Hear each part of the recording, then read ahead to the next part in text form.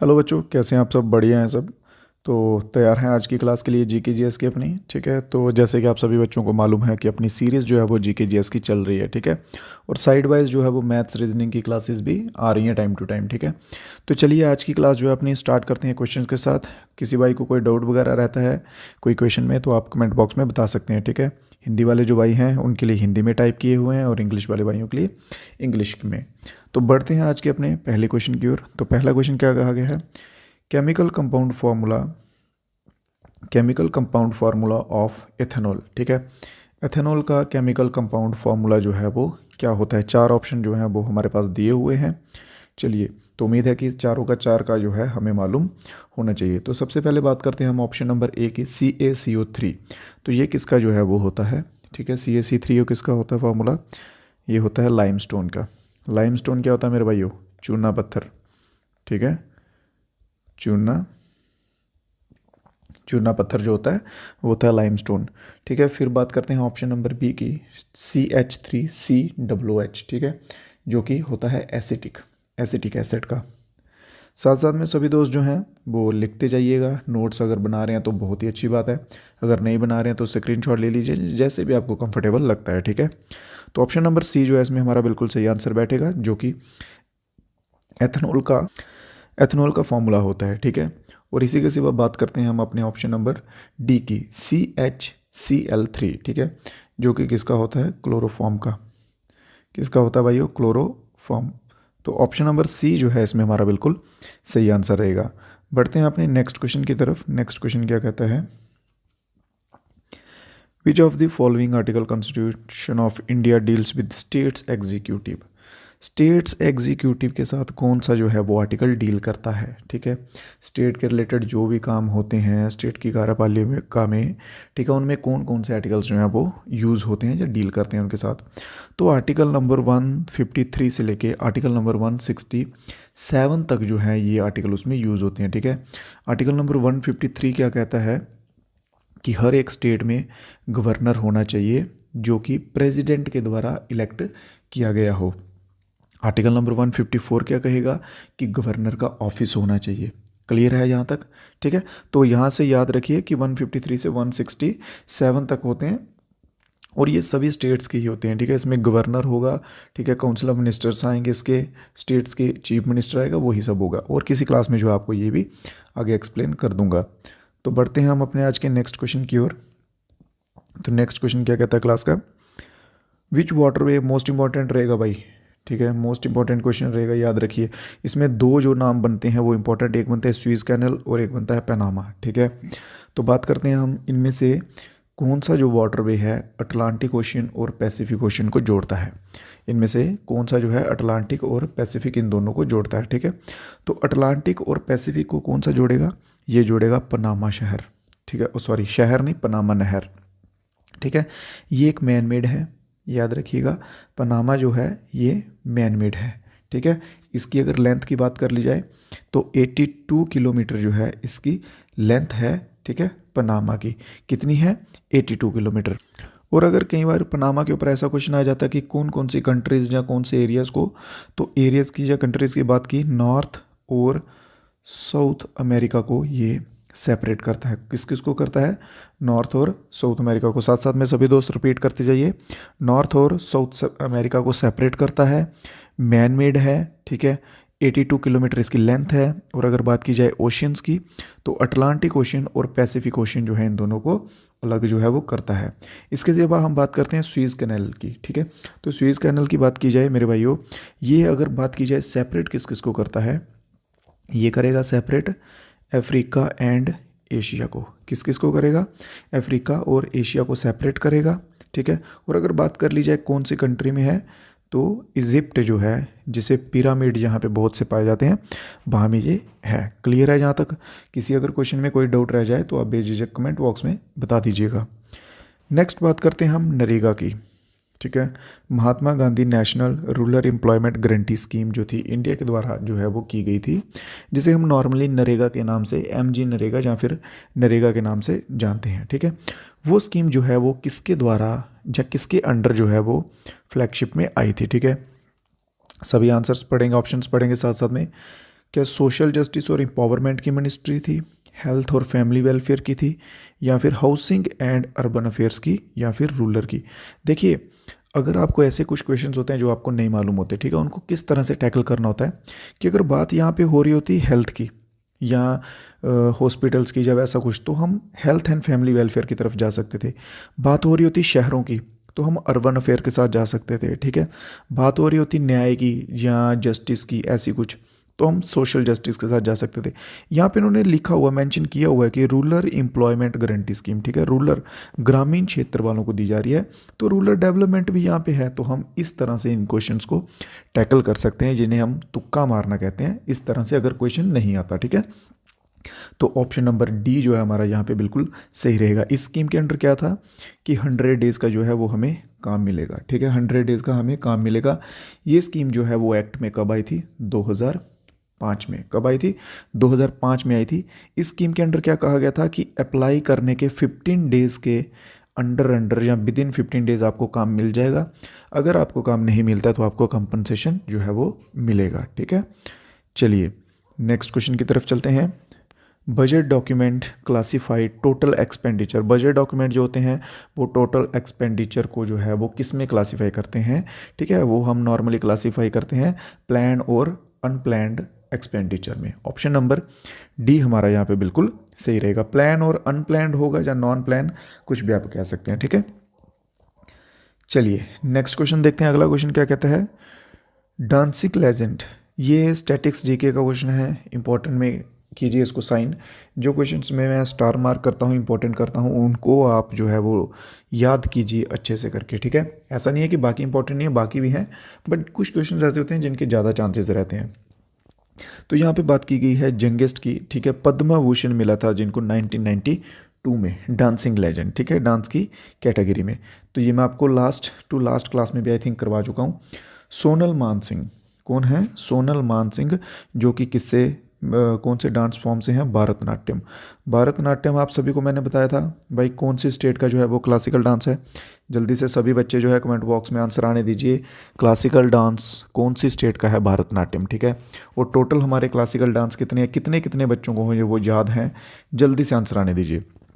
भारतनाट्यम से मिलते जुलते और दो नाम याद रखिए, मलिका और यामिनी, ठीक है, मलिका और यामिनी, ये दो नाम के ऊपर भी क्वेश्चन जो आपको बनते हुए दिखेंगे।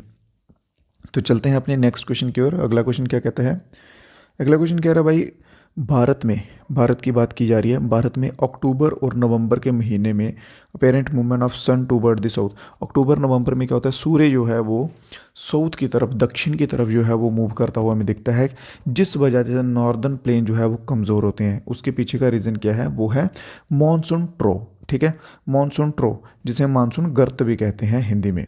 ये आपके लिए एक ट्रो वर्ड जो है ये नया हो सकता है। ट्रो वर्ड क्या होता है कि एक लो प्रेशर एरिया होता है, ठीक है, लो प्रेशर एटमॉस्फेरिक जो है एक एरिया होता है ट्रो, ठीक है। तो मानसून ट्रो जो होता है नॉर्थ प्लेन में वो कमज़ोर होने लग पड़ते हैं नॉर्मली, ठीक है। और ये चार कैटेगरीज होती हैं इनकी, अपर लेवल ट्रो की, लीड ट्रो की और इन्वर्टर ट्रो की, ठीक है।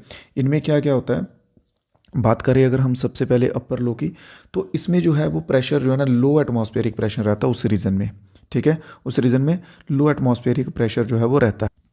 और लीड रो की बात करें तो इसका डायरेक्ट जो है वो मानसून सीजन से लिंक नहीं होता, ये माउंटेन रेंजेस जो होती हैं ना ये उन साइड्स का रहता है, ठीक है।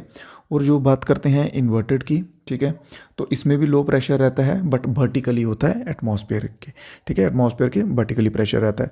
तो इसमें हमारा आंसर क्या रहेगा? मानसून ट्रो, जिसकी वजह से नदरन प्लेन में जो है वो वीक हो जाता है। चलिए जी, तो बढ़ते हैं अपने नेक्स्ट क्वेश्चन की ओर। क्वेश्चन है 10 मीटर एयर पिस्टल में गोल्ड मेडल जो है वो किस विमेन ने लाया था एशियन गेम्स 2022 में, ठीक है। तो पलक गुलिया, ठीक है, पलक गुलिया, ऑप्शन नंबर ए जो है हमारा बिल्कुल सही रहेगा। नेक्स्ट क्वेश्चन देखते हैं। देखिए इतना बड़ा क्वेश्चन देख के घबराने का नहीं, ठीक है। क्वेश्चन में सिंपल सा बोला ये गया हुआ है, ठीक है, कि एक ट्राइंगुलर फ्रेम होता है जो कि यूज़ होता है radius of curvature of an object lens and curved mirror. जो कि कर्वेचर ऑब्जेक्ट्स हो गए या कर्व्ड लेंस या मिरर जो हैं जिनको स्पेरिकल शेप में होते हैं, उनका जो है वो रेडियस मेज़र करने के लिए कौन सा जो है ऑब्जेक्ट जो है या इंस्ट्रूमेंट जो है वो यूज़ होता है, सिंपल सी, ठीक है।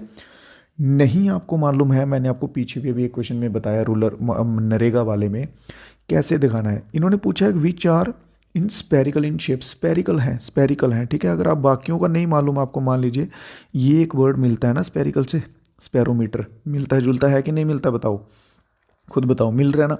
ये मैं इन केस बोल रहा हूँ कि अगर आपको क्वेश्चन का आंसर नहीं मालूम है, ठीक है ना, अगर आपको क्वेश्चन का आंसर नहीं मालूम है तो भाई करना तो है ही, ठीक है। तो मिलते जुलते वर्ड्स तो देखिए, ठीक है। तो यहाँ पे आंसर भी जो है वो हमारा मिलता जुलता बिल्कुल सही होगा। स्पेरोमीटर जो है ये एक ऐसा इंस्ट्रूमेंट है जिसका हम यूज़ करते हैं, ठीक है, कर्वेचर रेडियस वाले ऑब्जेक्ट्स को, और लेंस मिरर जो कि स्पेरिकल शेप में होते हैं या कर्व्ड होते हैं, उनका रेडियस मेज़र करने के लिए। क्लियर है। बढ़ते हैं अपने नेक्स्ट क्वेश्चन की ओर। डीएनए के ऊपर क्वेश्चन है, ठीक है। यहाँ पे पूछा गया है कि पॉलीन्यूक्लियोटाइड जो डीएनए का होता है, स्मॉल यूनिट्स में बनता है, ठीक है, वो किसका बनता है, ठीक है। डीएनए का पॉलीन्यूक्लियोटाइड जो है उसके स्मॉल यूनिट्स जो हैं वो किसके बनते हैं, तो न्यूक्लियोटाइड के। ऑप्शन नंबर ए यहाँ पे हमारा बिल्कुल सही आंसर रहने वाला है, न्यूक्लियोटाइड जो है बिल्कुल सही रहेगा। क्लियर है यहाँ तक, किसी भाई को कोई डाउट तो नहीं। और अगर क्लास अच्छी लग रही है मेरे भाइयों, क्वेश्चंस जो हैं वो समझ आ रहे हैं, तो एक लाइक तो बनता है, ठीक है। साथ साथ में जो है वो लाइक भी वीडियो को करते जाइए ताकि मेरे को भी पता चले कि आपको क्लास जो है वो अच्छी लग रही है, क्वेश्चंस आपको समझ आ रहे हैं, ठीक है। चलिए अभी बढ़ते हैं अगले क्वेश्चंस की ओर जो कि और इंटरेस्टिंग होने वाले हैं, कुछ आपको नया सिखाने वाले हैं। तो बात करते हैं हम इस क्वेश्चन में किसकी, बैडमिंटन की, ठीक है। बैडमिंटन की बात कर रहे हैं। बैडमिंटन में जो है कार्ड्स दिए जाते हैं, ठीक है। बैडमिंटन हो गया, फुटबॉल हो गया, ऐसी गेम्स में दिए जाते हैं। तो उन्होंने सिंपल पूछा है कि ब्लैक कार्ड जो है, ब्लैक कार्ड हम बैडमिंटन में किस टाइम पीरियड पे देते हैं, सॉरी, ठीक है। तो ब्लैक कार्ड जो है वो हम कब देते हैं, जब सस्पेंशन करनी हो या सस्पेंड करना हो, फॉल्ट होने पे, डिस्क्वालिफिकेशन पे, या फिर वार्निंग पे। तो किस पे देंगे हम ब्लैक कार्ड, जल्दी से सभी बच्चे बता दीजिए। देखिए बात करते हैं, सबसे पहले मेन होता है वार्निंग, ठीक है। तो वार्निंग में हम कौन सा कार्ड देंगे, उसको येलो देंगे। कौन सा देंगे, येलो कार्ड देंगे। और जब डबल येलो कार्ड हो जाएगा, ठीक है, जब डबल येलो कार्ड हो जाएगा तो उसको उस गेम से सस्पेंड कर देंगे, ठीक है। और ब्लैक कार्ड जो है एट द एंड दिया जाता है, ये दिया जाता है किसके लिए, डिस्क्वालिफिकेशन के लिए, ठीक है। डिस्क्वालिफिकेशन कब होती है, जब हम उसे ब्लैक कार्ड दे देते हैं, ठीक है। एक रेड कार्ड भी यहाँ पे मेंशन होता है। तो रेड कार्ड कब दिया जाता है मेरे भाइयों, जब प्लेयर जो है, ठीक है, ज़्यादा ही मिसबिहेव या मिसकंडक्ट कर रहा है अदर प्लेयर्स के साथ, जहाँ गेम्स में या रेफरी के साथ, तो तब जो है वो रेड कार्ड दिया जाता है। क्लियर है यहाँ तक। तो नेक्स्ट क्वेश्चन देखते हैं। 2011 के सेंसस के ऊपर भाई बहुत से क्वेश्चन बन रहे हैं और बनेंगे डेफिनेटली, ठीक है, क्योंकि अभी का सेंसस जो है वो नहीं हुआ है। तो मैं आपसे लास्ट क्लास में भी ये कह रहा था कि इस चीज़ को जो है वो पकड़ के रखिए। तो इसमें बात कर रहे हैं कि मेल लिटरेसी रेट जो है वो 2011 में, ठीक है, 2011 में कितना था। 2011 की जनगणना में मेल लिटरेसी रेट कितना था। तो 2011 की जनगणना में मेल लिटरेसी रेट था 82.14%। ये इंडिया की बात हो रही है। और अगर बात कर ली जाए फीमेल की, तो फीमेल का था 65.46%, अप्रॉक्सीमेटली ऐसा ही था कुछ, ठीक है। 46% जो है ये फीमेल का था, ठीक है। और अगर ऑल ओवर लेवल पे इंडिया की बात कर ली जाए, ठीक है, टोटल इंडिया का रेट जो है वो, ठीक है, all over India literacy rate कितना था, तो 70.04% जो है वो लिटरेसी रेट था, ठीक है। सबसे हाईएस्ट लिटरेसी रेट किस स्टेट का है, आप सभी को मालूम है, केरला, ठीक है। केरला का ऑलवेज ऊपर रहता है, ठीक है। और लोएस्ट में बात की जाए तो लोएस्ट में अपना बिहार है, ठीक है। अपने बिहार का जो है वो लोएस्ट रहता है। बहुत इंप्रूवमेंट हो रही है अभी बिहार में, जो कि बहुत ही एक अच्छी बात भी है, ठीक है। चलिए इसके सिवा, हाँ इतना ही फिलहाल, इतना ही कीजिए। बाकी जो कुछ और क्वेरीज रहेंगी वो आपको नेक्स्ट क्लास में या नेक्स्ट क्वेश्चन में साथ साथ में कवर करवाते हुए चलेंगे। यहाँ पे बात इस क्वेश्चन में एक समझने वाली ये है, बायोफ्यूल्स को क्या होते हैं बायोफ्यूल्स, ठीक है। तो सबसे पहले हम क्वेश्चन पढ़ेंगे, विच of the following is not included in the category of biofuel. इनमें से एक कौन सा ऐसा ऑप्शन है जिसे हम बायोफ्यूल की कैटेगरी में ऐड जो है वो नहीं कर सकते, ठीक है, बायोफ्यूल की। सबसे पहले बात आती है मेरे भाइयों, बायोफ्यूल जो है वो होते क्या हैं, ठीक है, क्लियर है। बायोफ्यूल्स वो चीज़ें होती हैं जिन्हें हम रीन्यूएबल सोर्सेज होते हैं ना जो, ठीक है, रीन्यूएबल सोर्सेज होते हैं उनसे हम बनाते हैं, जैसे प्लांट हो गए, एल्गी हो गई, ठीक है, इन तरह के। ठीक है, अब गोबर गैस समझिए, गोबर गैस ऑप्शन समझिए, ये गोबर से बनता है भाई। ठीक है, काऊ डंक होता है, बफलो डंक होता है, उससे बनती है गोबर गैस। ठीक है, बायो एथेनॉल जो है ये भी उसी से बनता है, बायो डीजल जो है ये भी उन्हीं से बनता है। ठीक है, तो ये बायोफ्यूल्स में ये सब आ जाएंगे। क्लियर है। और जो सीएनजी की बात यहाँ पे की गई है, कंप्रेस्ड नेचुरल गैस, जो कि नॉर्मली अभी सिटीज़ में यूज़ हो रहा है सीएनजी करके, ठीक है, ये जो है ये बायोफ्यूल्स के अंडर नहीं आता है। क्लियर है, ये बायोफ्यूल्स के अंडर सीएनजी जो है ये नहीं आता है। अगर बायोफ्यूल्स के अंडर नहीं आएगा तो किसके अंदर आएगा, तो सीएनजी जो है मेरे भाइयों ये फॉसिल फ्यूल्स में आता है। किस में आता है, फॉसिल फ्यूल्स में। ठीक है, क्लियर है, फॉसिल फ्यूल में ये आता है।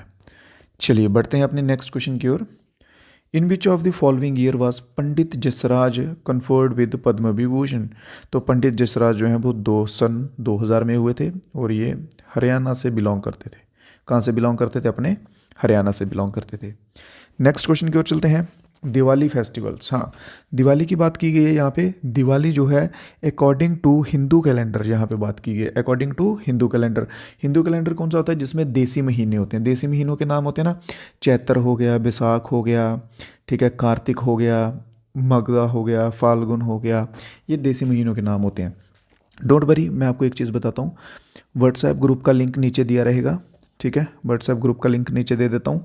वीडियो शेड्यूल होने के बाद ही आपको जो है ये मिल जाएगा। ठीक है, ये सारी लिस्ट मिल जाएगी देसी महीनों के नाम की। ठीक है, व्हाट्सएप ग्रुप जो है वो ज्वाइन कर लीजिएगा सभी दोस्त, टोटली फ्री है, कोई कॉस्ट नहीं है।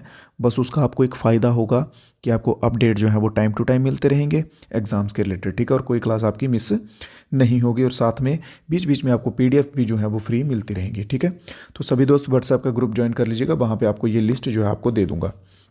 तो बात करते हैं दिवाली की। तो दिवाली कौन से महीने में आती है, कार्तिक के महीने में। कौन से महीने में, कार्तिक के महीने में। तो ऑप्शन नंबर डी हमारा बिल्कुल सही हो जाएगा, और ऑप्शन नंबर डी के साथ साथ वीडियो को लाइक भी करते हुए चलिएगा। बात करते हैं अपने नेक्स्ट क्वेश्चन पे चलते हैं। नेक्स्ट क्वेश्चन है कि पहला चीफ मिनिस्टर, ठीक है, क्या क्वेश्चन है, पहला chief minister of Mysore state after India independence. देखिए इस टाइम पे मैसूर जो है वो एक कर्नाटका के अंडर आता है। ठीक है, बट पहले कर्नाटका को मैसूर के नाम से जाना जाता था। कर्नाटका को पहले मैसूर के नाम से जाना जाता था। और इसके सबसे पहले जो है इंडिपेंडेंस के बाद जो है सीएम कौन बने हैं, के चेंगलारू, ठीक है, रेड्डी। चेंगलारू रेड्डी जो हैं ये कर्नाटका के सबसे पहले सीएम बने हैं। और अभी आप सभी दोस्तों को एक प्यारा सा क्वेश्चन जो है वो होमवर्क में दे रहा हूँ। करंटली चीफ मिनिस्टर कौन है कर्नाटका के, करंटली चीफ मिनिस्टर कौन है कर्नाटका के। जिस भाई को भी मालूम होगा ईमानदारी से कमेंट बॉक्स में आंसर दीजिएगा कि करंटली कर्नाटका के चीफ मिनिस्टर जो है वो भी कौन है। ठीक है, चलिए नेक्स्ट क्वेश्चन क्या कहता है, ज्यूरिसडिक्शन के ऊपर है। देखिए हमने एक इसमें टाइप कवर कर लिया है ज्यूरिसडिक्शन वाले में। कौन सा टाइप कवर कर लिया है, आर्टिकल 131 वाला, जिसमें ओरिजिनल ज्यूरिसडिक्शन होती है। ठीक है, आर्टिकल 131 उसमें यूज होता है। और इसमें मैटर क्या होता है कि सुप्रीम कोर्ट जो है मेरे भाइयों ये स्टेट और बसेस सेंटर के जो मामले होते हैं, लफड़े होते हैं, उनको हैंडल करता है। ठीक है, हमने सुप्रीम कोर्ट पढ़ लिया, अब हम बात करेंगे स्टेट की। ठीक है, हाई कोर्ट की। तो हाई कोर्ट में रिट ज्यूरिसडिक्शन जो है वो होता है। ठीक है, जो कि किस आर्टिकल के अंडर आता है, जो कि किस आर्टिकल के अंडर आता है। तो चलिए बात करते हैं सबसे पहले आर्टिकल नंबर 32 की। आर्टिकल नंबर 32 जो है सबसे ऊपर दिया गया है, इसे क्या कहा जाता है, आर्टिकल नंबर 32 को कहा जाता है heart and soul of Indian constitution. ठीक है, और ये किसके द्वारा कहा गया था, डॉक्टर भीमराव अंबेडकर जी के द्वारा। ठीक है, बाबा साहेब अंबेडकर या भीमराव अंबेडकर के द्वारा जो है heart and soul of Indian constitution कहा गया था, जिसे कहा जाता है कॉन्स्टिट्यूशनल रेमेडीज़। क्या कहा जाता है, जो इसको मेनली जाना जाता है कॉन्स्टिट्यूशनल रेमेडीज़ के नाम से मेनली जो है वो जाना जाता है। फिर इसके बाद हम बात करते हैं आर्टिकल नंबर 346 की। कौन से आर्टिकल की, आर्टिकल नंबर 346। तो आर्टिकल नंबर 346 क्या कहता है भाई, ऑफिशियल लैंग्वेज पे बात करता है। ठीक है, ऑफिशियल लैंग्वेज, कौन सी ऑफिशियल लैंग्वेज, ठीक है, पर कौन सी ऑफिशियल लैंग्वेज ये बात करता है। ये बात करता है सभी स्टेट्स की एक कॉमन ऑफिशियल लैंग्वेज होनी चाहिए।